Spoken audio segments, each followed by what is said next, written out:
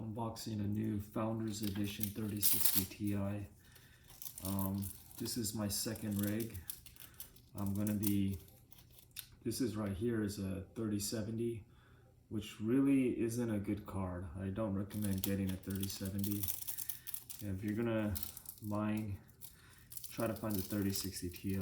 It's just really the best card. So this is a 3060 Ti Founders Edition. Beautiful, beautiful, beautiful card, man. I prefer EVGA cards over everything else. Let's give this Founders a try. Now before each card, I plug it into the main PCI slot before I do anything. And then I'll put it on a riser afterwards. So looks like the Founders only uses one pin, which is nice. I'll let Windows read it. Oh my God, is this a different kind of pin?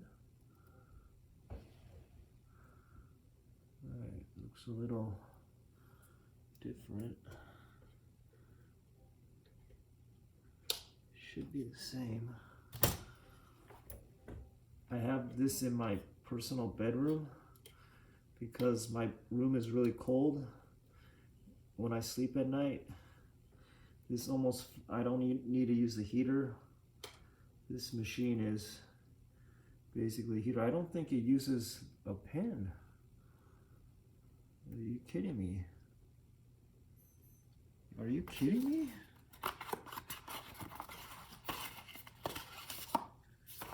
Oh my gosh.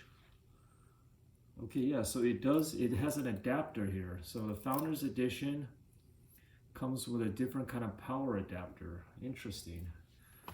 This is the first time I've seen this where it has a little different type of extra extension adapter. So if you guys do buy this used, definitely off a scalper, make sure that they have this pin here, because the normal VGA plugs don't work without this pin. I guess that's unique. I guess another thing NVIDIA does to make your life a little more complicated. Okay, so that goes in there. Okay, so that'll do that, and then the VGA will go into that. So it only uses one VGA pin, which is great. I did not know that. That's interesting. Okay, so it looks plugged in. I'm going to move the HDMI to this card now. And let's give it a shot. Hopefully Windows recognizes both of these cards now. This is not lighting up. Oh, okay, yeah, it's working. Nice. So let's just get Windows to recognize it. Then I'll put this on a riser. Not sure which one I want it on. I could just leave it actually on this one here, on the main PCI slot. I don't think I'm going to be getting any more graphics cards anytime soon. I pretty much spent all my cash.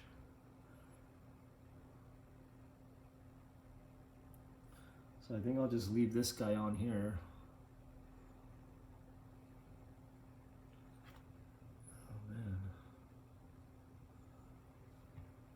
Okay, so he's just doing a Windows update. It's taking a little bit longer. But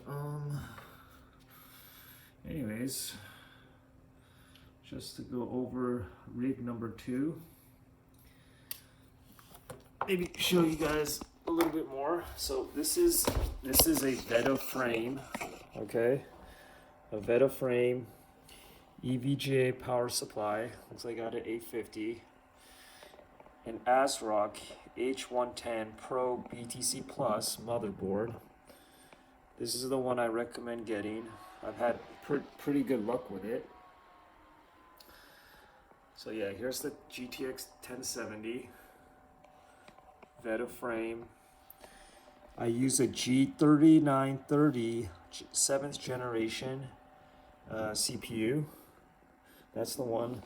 RAM doesn't matter, but I do have a Corsair Vengeance. I think it's a 8 GB stick. So for this board, I think you need to use at minimum an 8 gig stick.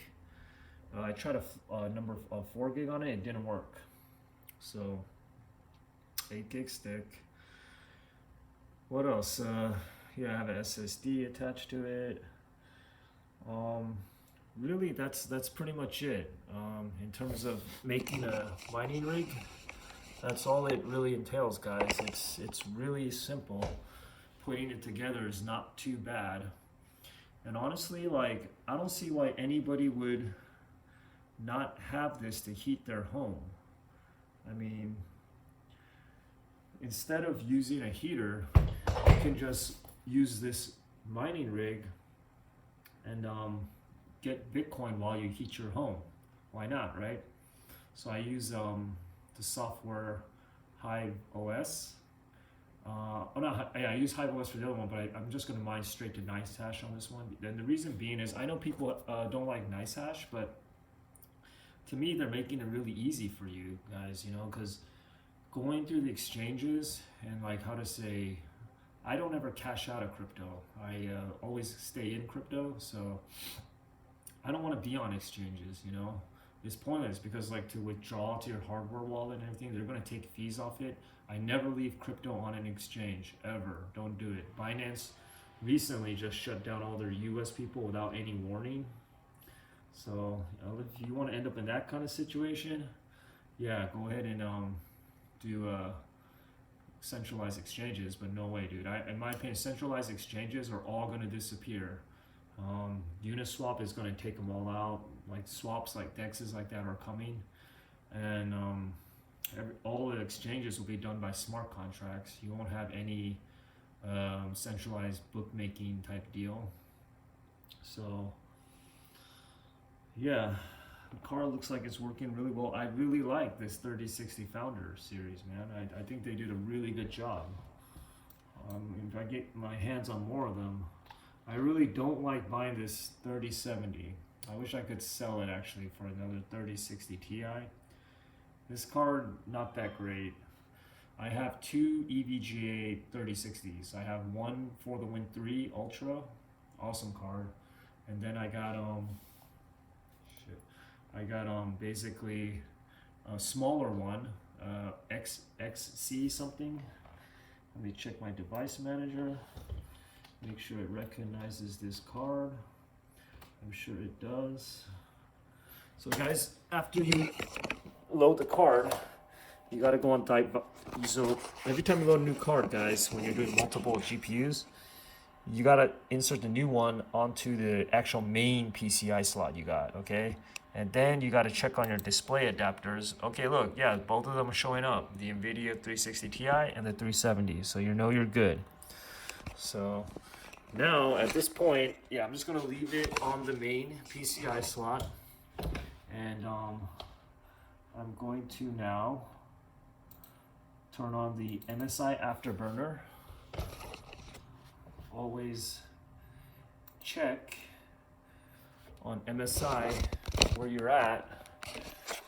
Right there. So you want to check there. Yeah, looks like 3060 Ti. I'm going to start off on 100 and lower on the way down. But let's now go into NiceHash. And let's go ahead and benchmark the 3060 Ti. And then basically we will start mining. So yeah, like I was saying, guys, there's only one real money in the entire crypto space. I know a lot of guys, you know, you can get lucky right now because we don't know which smart contract chain will win out. So you got like, you know, all these ethereum, right, Cardano, all these projects. There's only going to be one or two maybe real smart contract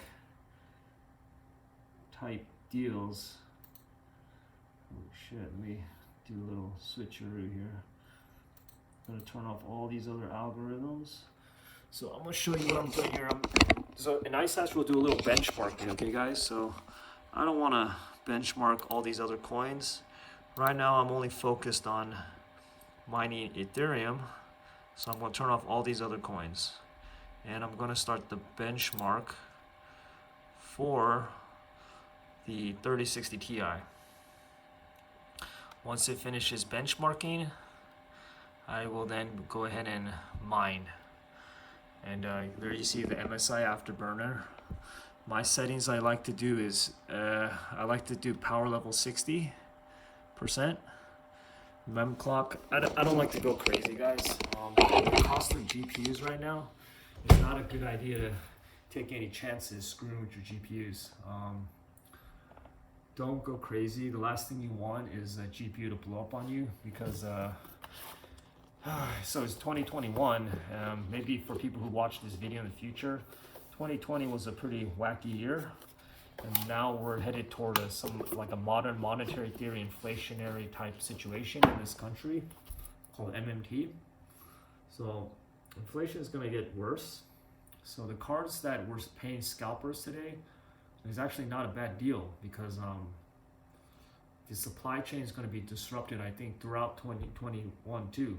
You may not see an improvement in supply chain until 2022. And let's say Nvidia then are able to ship cards and business gets back to normal. Well, the problem with that now is basically the prices Nvidia now are going to charge are higher for the cards. You know, I don't think they're going to come down.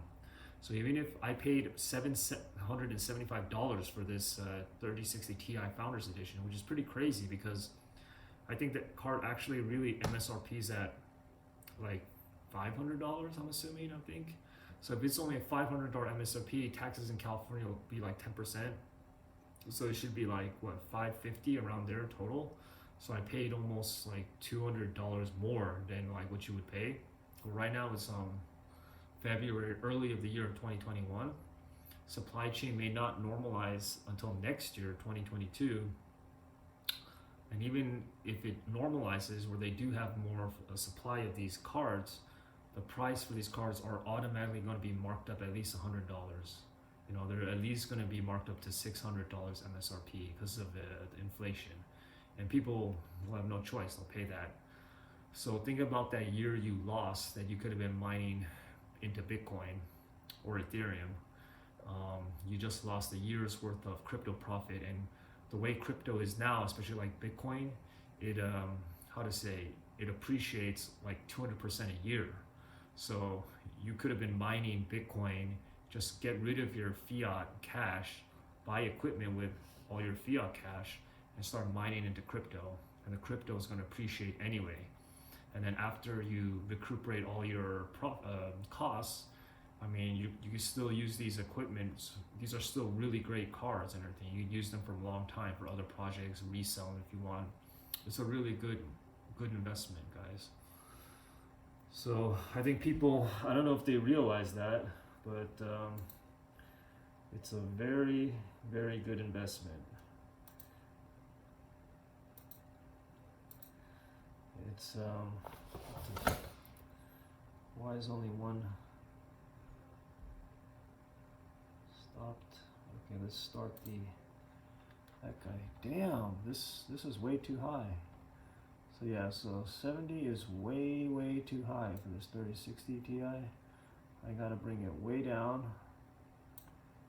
Wow. So I've heard Founders Editions usually run hot. That's from what I heard.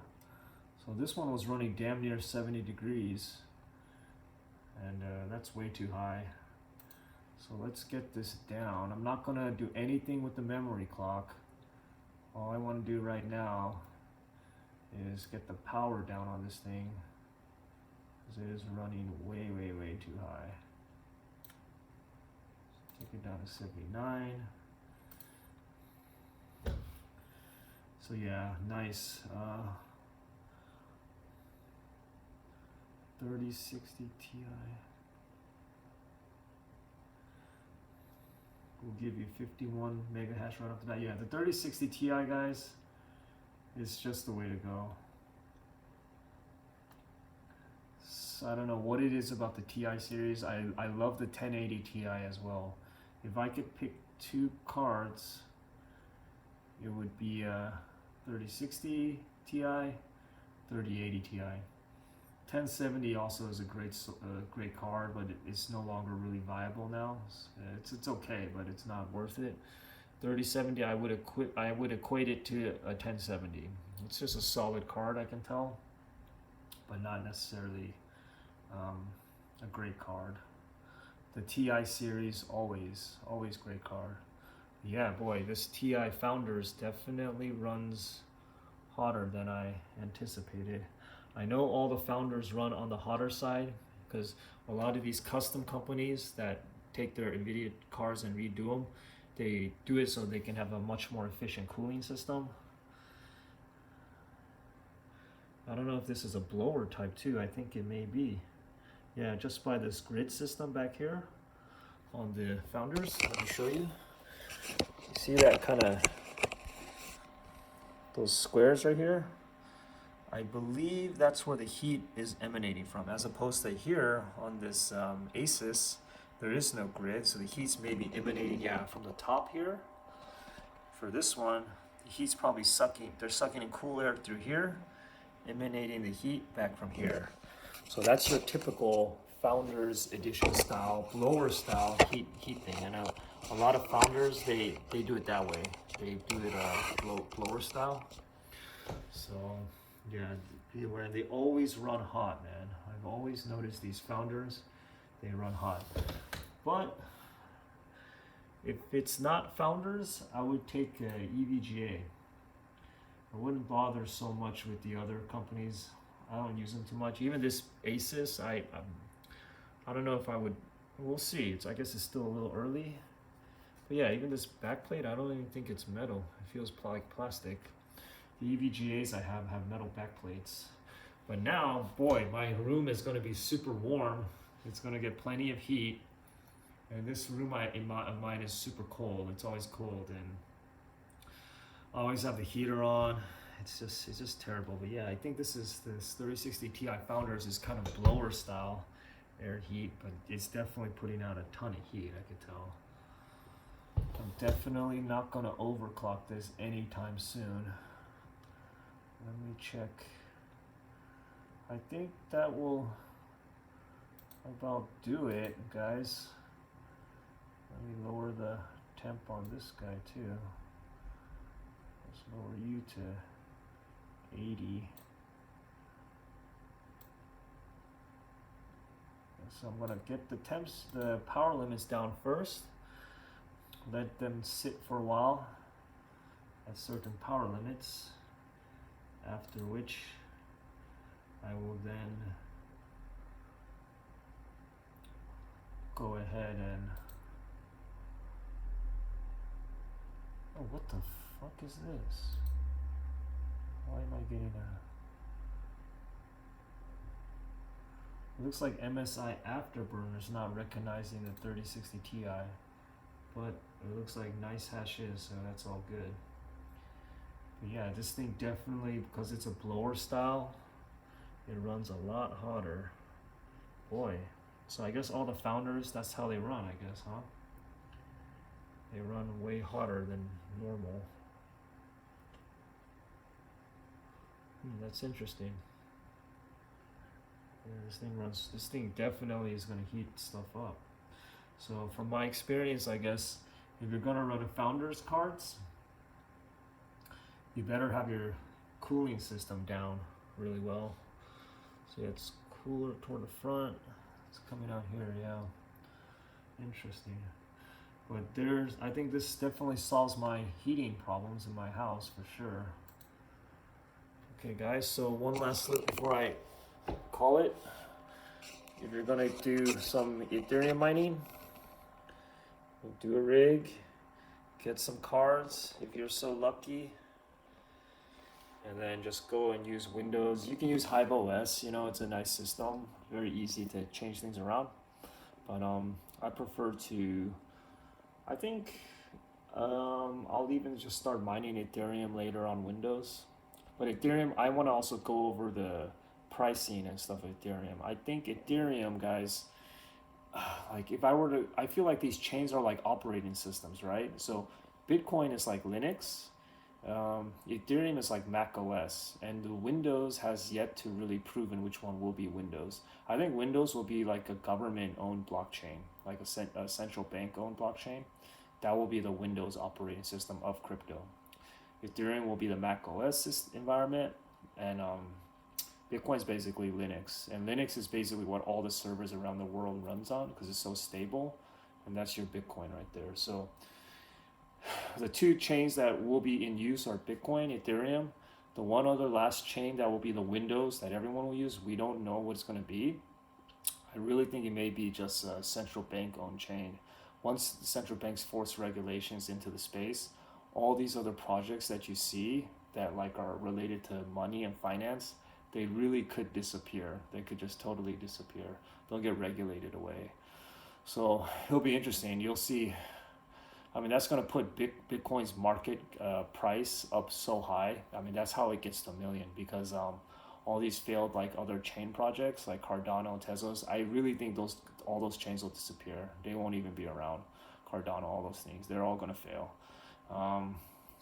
Right now, you're just seeing a bunch of competition, but once regulation enters and all these like big institutions, they're only going to play within the regulation. So Ethereum right now just has a really cool ecosystem, so it will survive based off simply being so first to the space, as well as a place where so much dApps and utilities being created.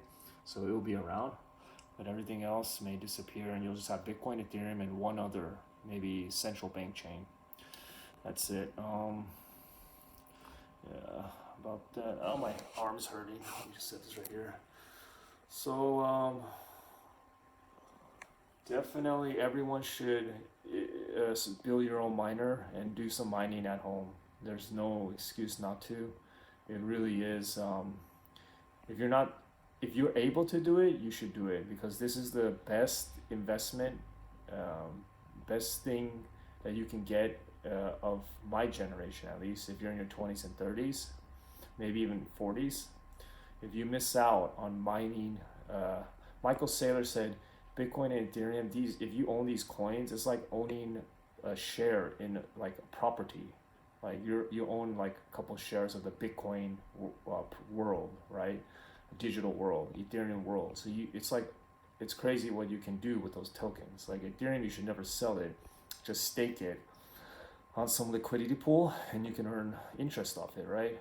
Bitcoin itself will always just appreciate in price. It's like beachfront property real estate. It'll just always go up. Like imagine if you own beachfront property in Hawaii, always go up because it's so valuable land. That's what Bitcoin is. So don't get so carried away by get rich quick coin schemes. Like, oh, this is a new project, I'm gonna get 1,000 eggs and get rich. Yeah, you always hear that in the alt space, but believe me, those projects won't be around. They're kind of like GameStop. Will just be a lot of pump crash. They won't be around for a while. So don't I mean, slow and steady wins the race in mining and investing as well.